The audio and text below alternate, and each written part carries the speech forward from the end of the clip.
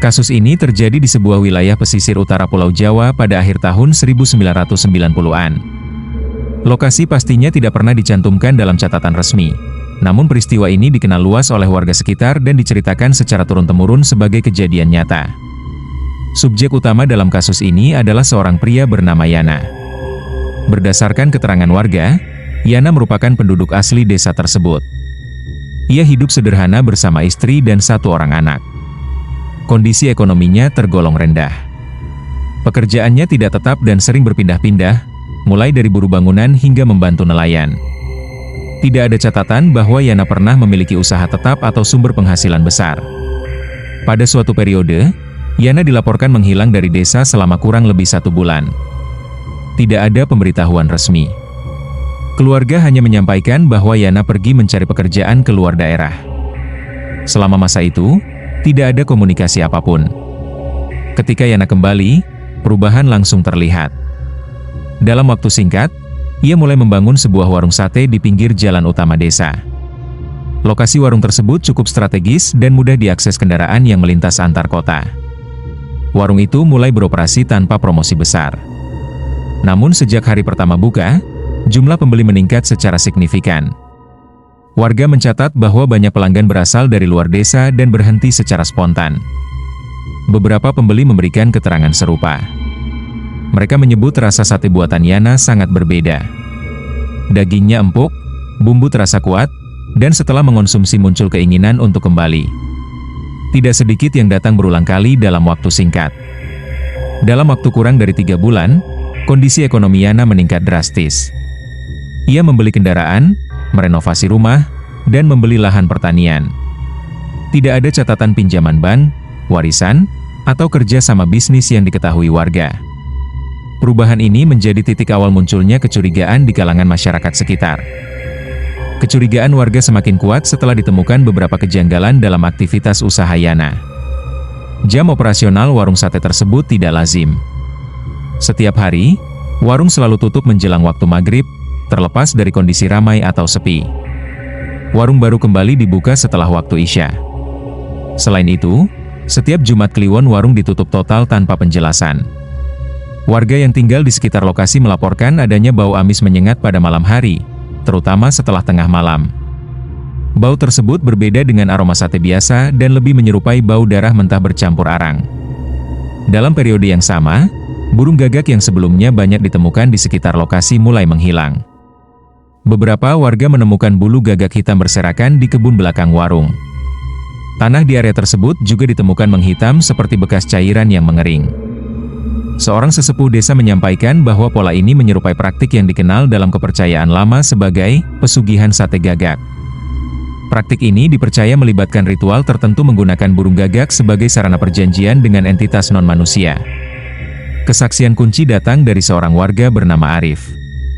Dalam keterangannya, Arif mengaku pada suatu malam melewati bagian belakang warung Yana dan mencium bau darah yang sangat kuat. Ia melihat cahaya lampu dari kebun belakang dan mengintip dari kejauhan. Arif menyatakan melihat Yana berada di dalam lingkaran tanah dengan simbol tidak dikenal. Yana terlihat menyembelih seekor burung gagak hitam. Darahnya ditampung dalam wadah tanah liat. Di sekitar lokasi terdapat kepala-kepala gagak yang digantung. Arif menyebut suara Yana saat itu terdengar berat dan tidak wajar. Ketika Yana menoleh ke arahnya, Arif segera melarikan diri. Setelah kejadian tersebut, Arif mengalami demam tinggi dan gangguan fisik selama beberapa hari.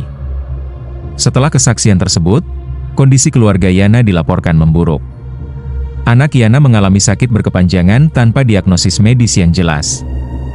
Istrinya sering mengalami gangguan tidur dan melaporkan penampakan burung hitam berukuran besar di sekitar rumah. Yana sendiri mengalami perubahan fisik. Tubuhnya semakin kurus, kulitnya menghitam, dan perilakunya menjadi tertutup. Meski demikian, warung sate tetap beroperasi dan tetap ramai pembeli.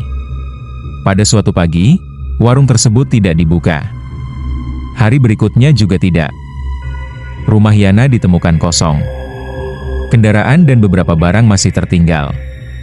Beberapa hari kemudian, warga menemukan Yana dalam kondisi meninggal dunia di area belakang warung. Berdasarkan keterangan warga yang melihat jenazah, terdapat kondisi yang tidak wajar. Mulut Yana dipenuhi bulu hitam, kulitnya menghitam, dan terdapat bekas luka menyerupai cengkeraman pada bagian dada. Pemakaman dilakukan secara cepat dan sederhana.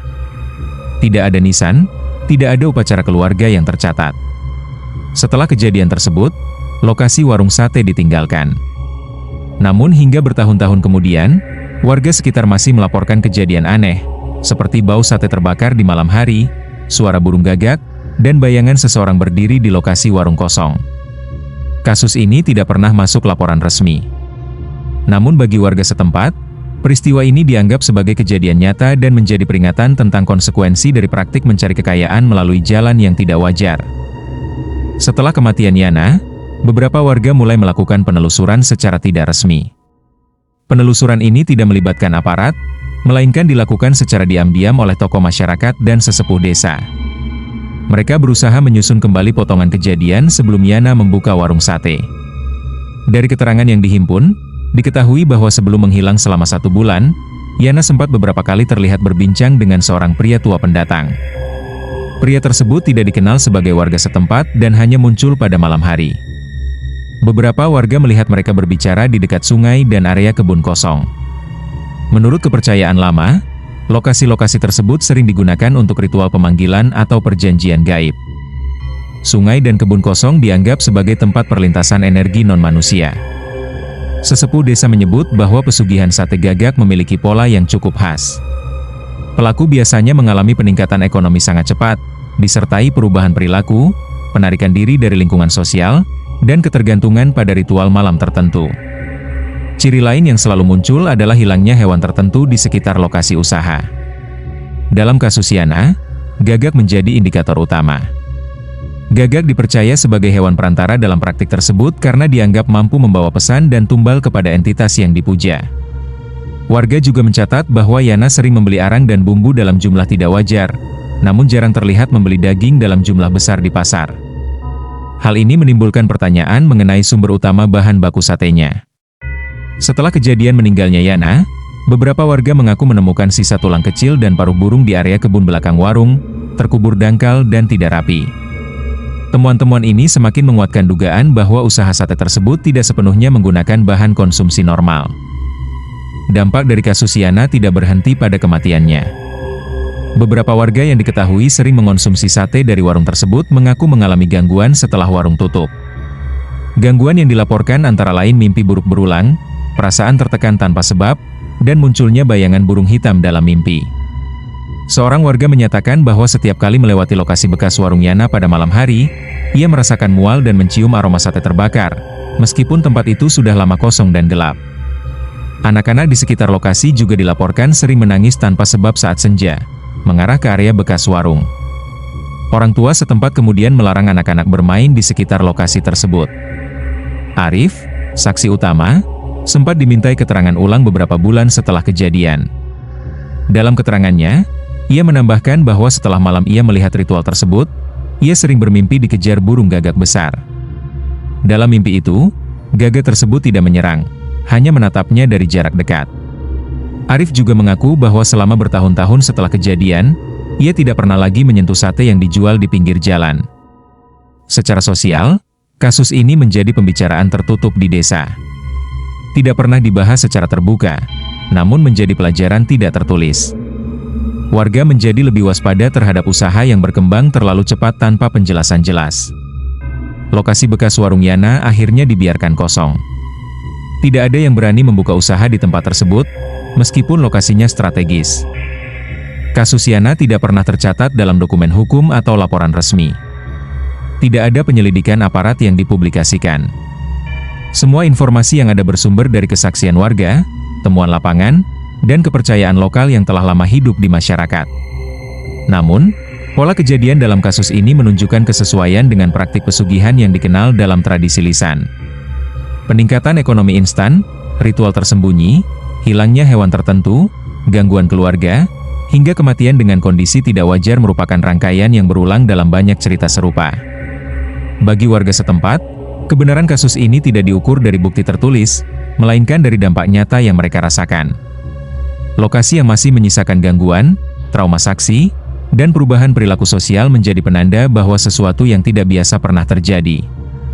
Hingga bertahun-tahun kemudian, tidak ada satupun warga yang berani menghidupkan kembali lokasi bekas warung sate tersebut. Pohon-pohon dibiarkan tumbuh liar.